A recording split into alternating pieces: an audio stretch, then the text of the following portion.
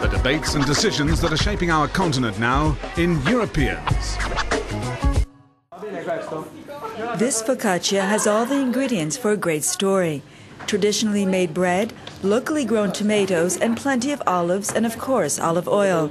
It is good to eat. So good, the locals argue, that it has seduced would-be customers from what has long been the world symbol of fast food, McDonald's.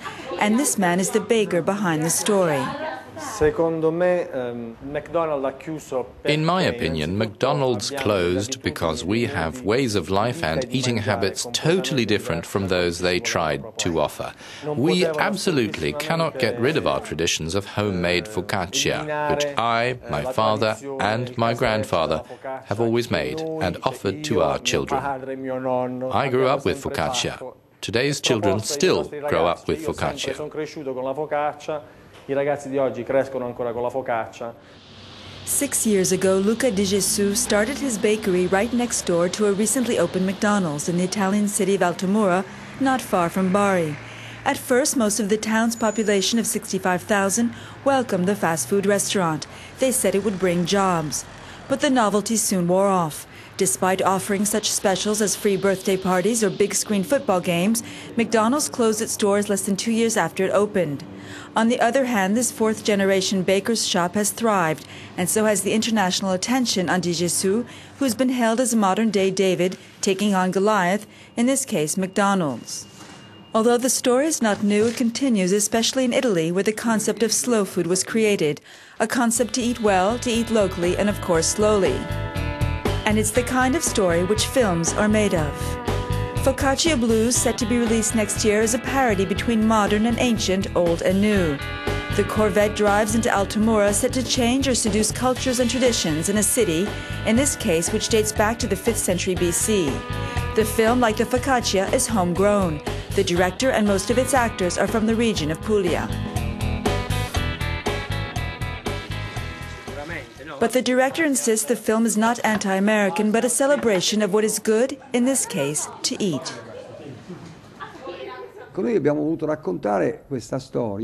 We wanted to tell this story using a metaphor. It's not true that globalization always wins. It's not true at all. On the contrary, this pretty little thing, this little piece of focaccia, if you take it all over the world, it becomes the symbol of fragrance. I found focaccia in New York. Now that we've made Focaccia Blues, we'll put America and focaccia together to make focaccia more international. But we're not the guys who want to make money out of focaccia. We're the guys who believe in the David who beat Goliath. This is our goal. In the meantime, we'll eat some focaccia and enjoy life.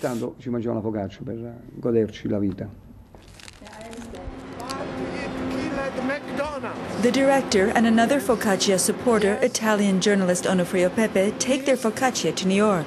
This story of McDonald's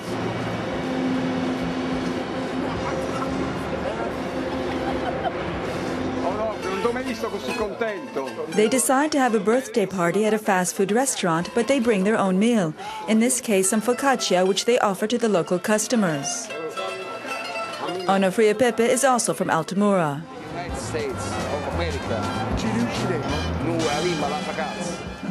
He heads an association which protects local products such as Altamura's bread. It was the first baking product in Europe to be granted a DOP certificate, which stands for Denomination of Protected Origin. Focaccia is the metaphor. It's the symbol of the Mediterranean gastronomical culture of Apulia. It's a story we can call glocal, which is to say the global which becomes local.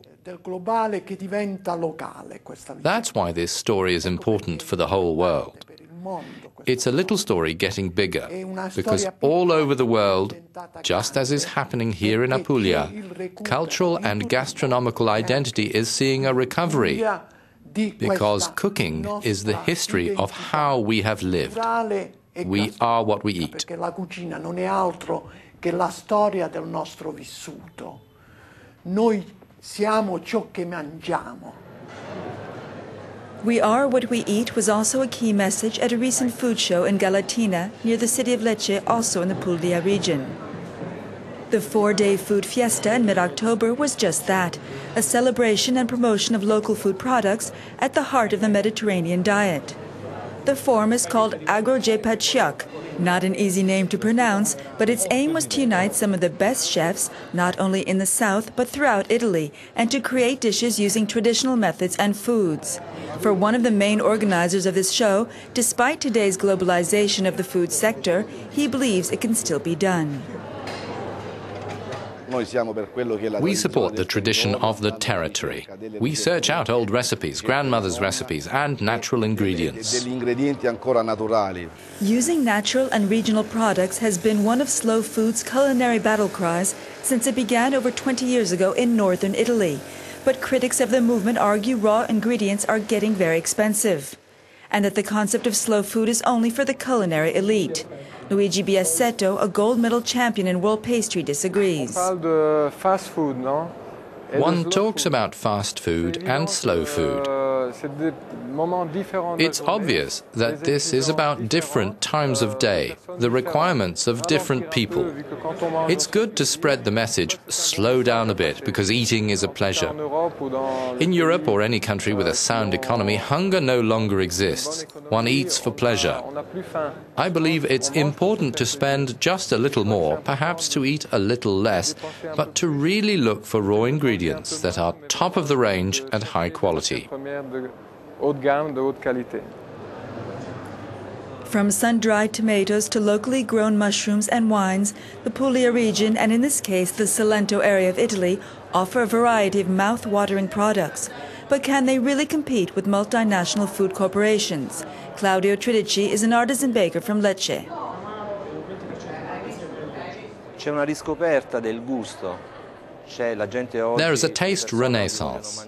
People today love to eat well. It's good to eat what globalization offers, but it's also good to learn to rediscover our traditions. Tradition adds a flavor different from globalization. This pays tribute to the artisan food makers. Questo fa sì che chi ancora lavora artigianalmente viene premiato. Today, the average European family spends 15% of its income on food. That's half of what it spent 50 years ago.